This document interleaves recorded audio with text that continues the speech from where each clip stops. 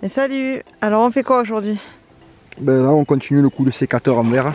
On continue de se promener au mois de juillet dans le verger, potager, en permaculture. Et puis du coup ben, on vient voir un peu les évolutions qu'il y a eu par rapport à la taille d'hiver que j'ai proposé pour le poirier. Donc on a fait une taille académique. J'ai présenté dans un premier temps la taille... Je vais mettre en hauteur parce que comme je suis petite on le voit pas bien. En premier lieu j'avais fait une première taille sur cette vidéo là où je conseillais une taille intelligente. Et puis après j'ai montré la taille académique. Et puis on voit la pousse spectaculaire, parce que je pense qu'on peut dire carrément spectaculaire. Ça a été coupé là donc, pendant l'hiver. Puis là bon, tout ça coupé là et puis tout ça c'est du départ. Là c'est encore plus exceptionnel. Donc là ben, ça va être tout simple. Soit comme pour le pêcher, vous avez peur de vous planter. Eh ben, vous coupez, vous rabattez d'un tiers. On va débroussailler comme on dit, on va dégrossir. Alors vas-y, dis-moi laquelle. Et on y va. Celle-ci. Donc on compte 15 feuilles. C'est un peu comme le pêcher, mais là les paliers de feuilles sont encore beaucoup plus visibles. Ouais, ça va mieux. Donc il faut qu'il ait 15 feuilles. Là on voit bien qu'il les a, clairement.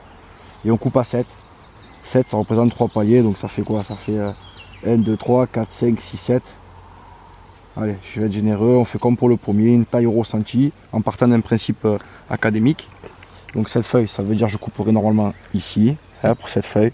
Moi je vais le couper juste au-dessus, au ressenti. Pourquoi? Parce que je vais le faire monter un peu.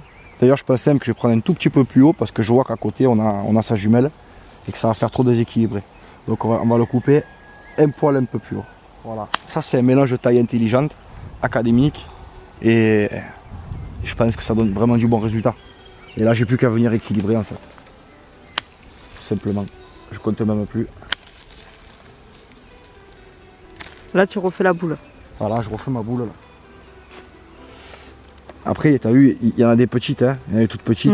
Il peut y avoir un foret ou deux. J'ai dit, on éclaircit pour faire propre. Voilà, ouais.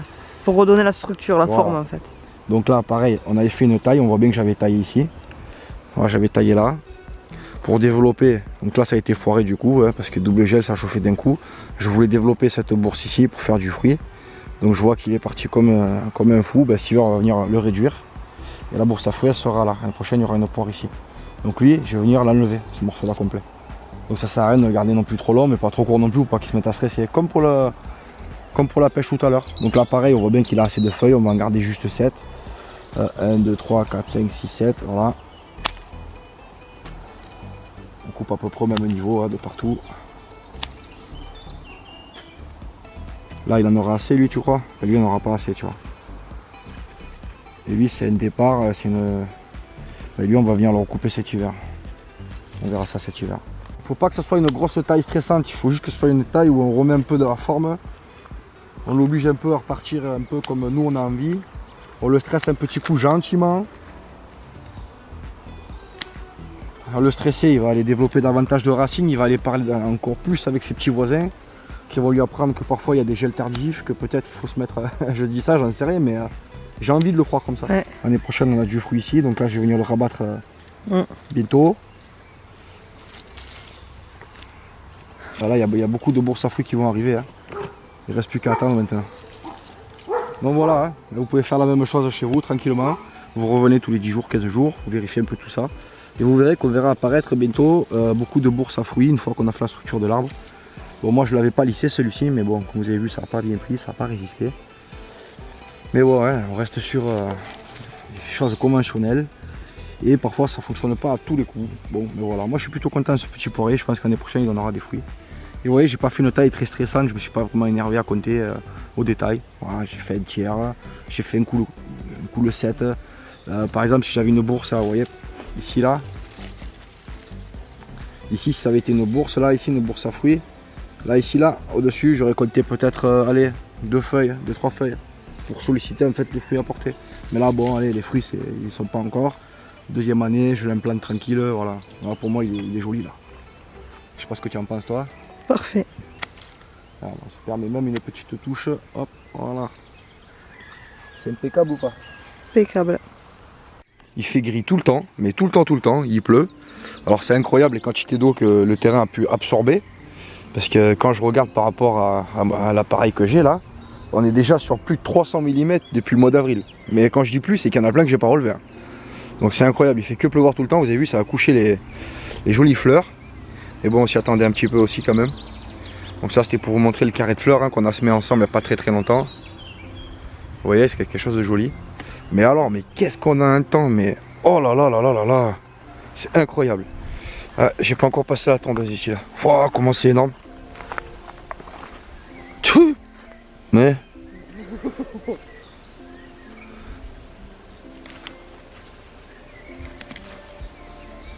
Moi, c'est impressionnant la sonde alors. ouais, mais ça, c'est ceux de l'année dernière qui étaient percés. Les notes.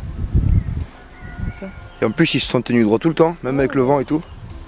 Il y en a qui sont encore plus gros, c'est incroyable. T'en as des gros là. Ah, mais honnêtement, je sais même pas lesquels ramasser. Il y en a tellement de partout. Prends les gros déjà.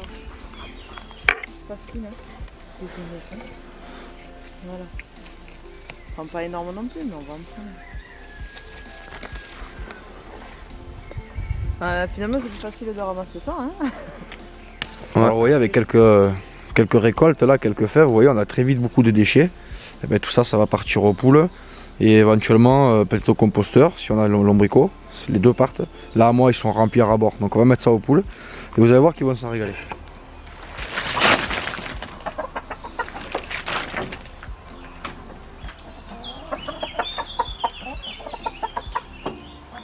Ah, là, il y a de quoi s'occuper.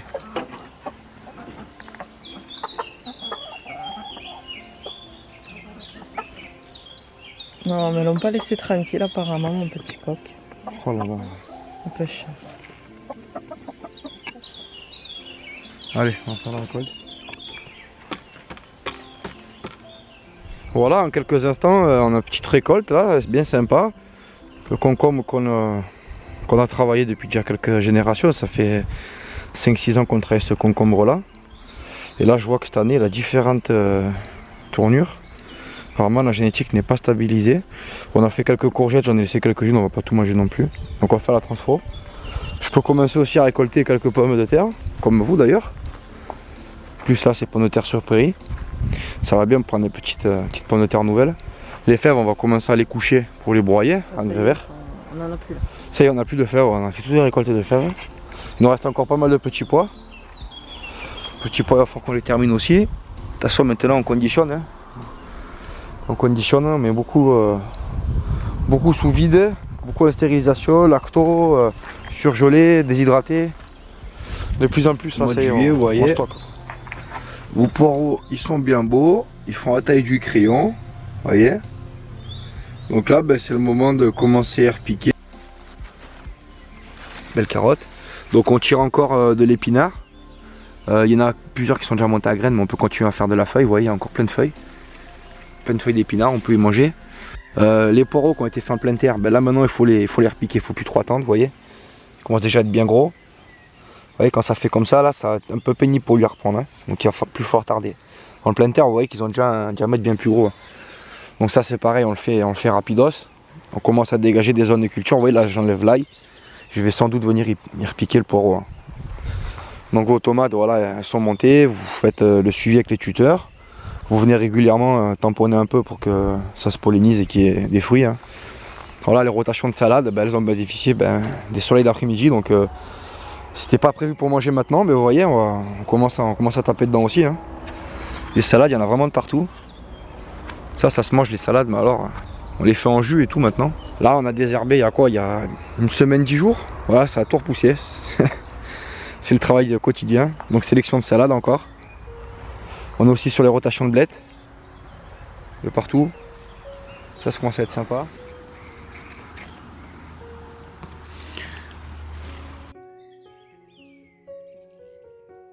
Vous voyez, là on a fait un haricot, donc ils sont là, ça y est. Avec des lentilles. Il y a du tabac. Là on a fait l'haricot géant. On commence à voir les productions en extérieur des premiers haricots comme ça. Donc ça c'était les géants et les orteils des pêcheurs. Bon, voilà ce que vous pouvez voir dans la serre, hein, c'est luxuriant. Donc ça je vais vous faire une vidéo détaillée, retour sur la serre. Hein. Bon voilà, vous voyez à peu près tout ce qu'il y a à faire. Là au mois de juillet, c'est suivi continuel de ce qu'on a fait les mois d'avant. Les céleris branches que j'avais laissé monter à graines, quelques choux qu'on avait laissé monter à graines. Vous voyez, on a des scaroles, etc. Et regardez ces petites salades qu'on a semées très serrées. En mars, elles ne sont pas encore à graines. On peut parfaitement les manger, vous voyez. Alors que toutes les autres, elles sont à graines. Parce que du coup, elles sont stressées, elles poussent les unes contre les autres et elles se font le concours en fait. Et elles passent moins d'énergie à monter à graines, vous voyez. Il y a énormément de salade là, si vous regardez, c'est que de la salade. Très belle, hein, très très belle.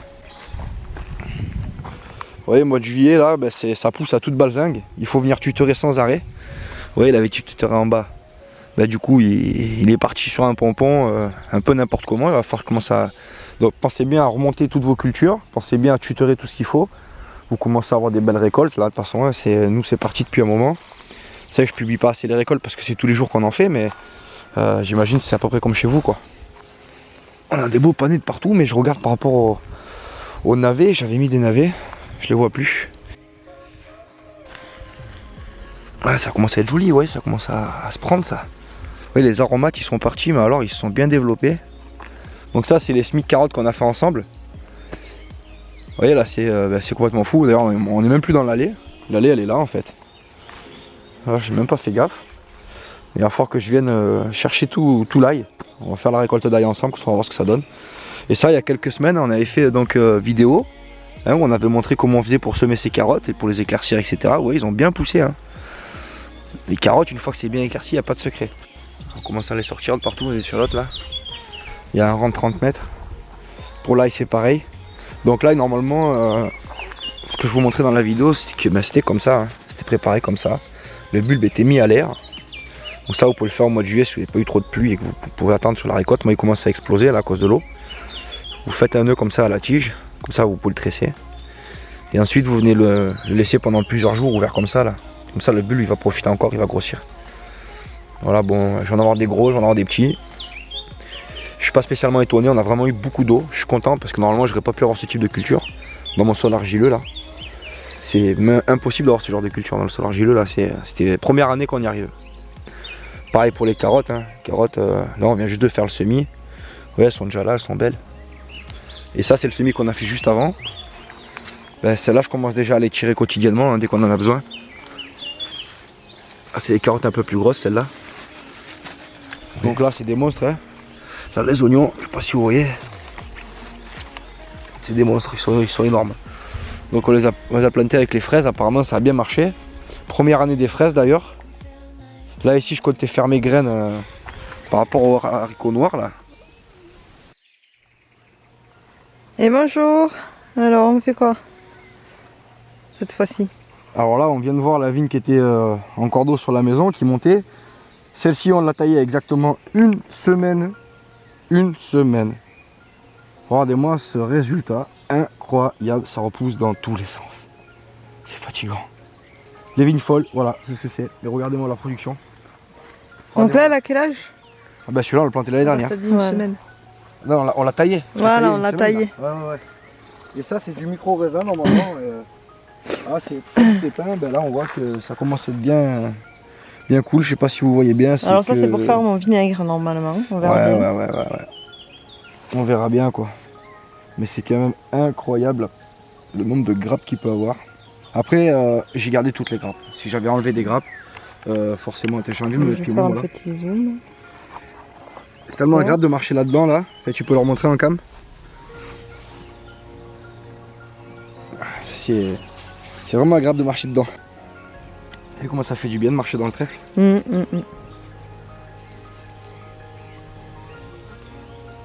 Et quand on est arrivé, on pensait jamais pouvoir le faire marcher pieds nus. Ah oui, c'est sûr. Première année là qu'on peut marcher pieds nus. Mais je pense qu'on va refaire on va faire un assemblage du terrain, comment il était à notre arrivée et l'évolution. Ouais. Pour montrer aux gens que c'est possible. Les gens ils aiment bien ce genre de choses. Et pour montrer aux gens que c'est possible. C'est vraiment très dur, mais c'est possible. D'avancer, sur la route de l'autonomie. Je pense que c'est même pas... En fait, on cherche la tranquillité, quoi. Quand on voit que on est un des pays à utiliser le plus d'antidépresseurs, on a bien compris que c'est parce que on nous a coupé du monde un peu. Puis la violence, quoi. C'est de l'agression. T'entends les voitures, les klaxons en centre-ville, c'est horrible, hein. Pas de nature, pas d'animaux. Ouais, voilà. T'entends gueuler. Nous on habitait en plein immeuble à côté d'une feria, donc autant vous dire que... Et on était les rois pourtant là où on était. Ouais, on était les rois, hein, nous.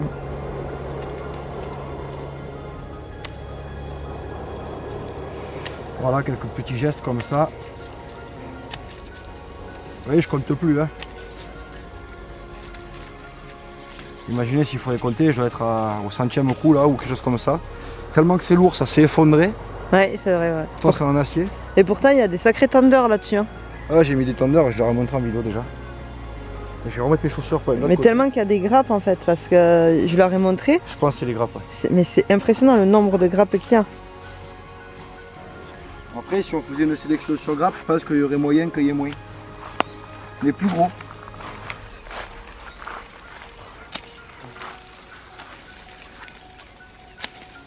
Moi, je fais attention à ne pas couper mes prolongements. J'en ai mis en bas et en haut. Normalement, tu dois en avoir 3. Ouais. Non, j'ai Deux supprimé celle d'en bas. Ouais. D'accord. Donc la vigne, c'est un truc qui me demande du temps. Mais la vigne, pour moi, c'est la vie. Hein. Ouais, c'est un... Un pilier de l'alimentation autonome.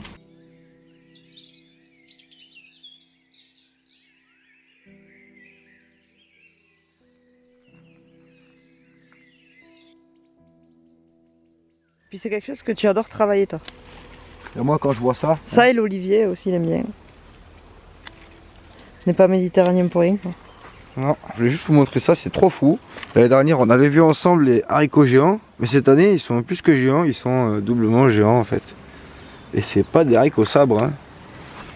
Hein, c'était orteils de pêcheur, blanc et rouge. Voilà, les rouges du Berry là, qui donnent des magnifiques fleurs rouges, et les autres des fleurs blanches. Ils sont gigantesques cette année, c'est incroyable.